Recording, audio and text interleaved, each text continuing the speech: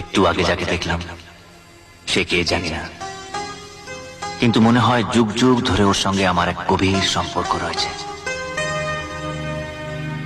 ও যেন একটা নীলকণ্ঠ পাখি, আমার চোখের সামনে দিয়ে উড়ে গেল, কিংবা আমার মনের গভীরে লুকিয়ে থাকা অদেখা এক ভালোবাসা,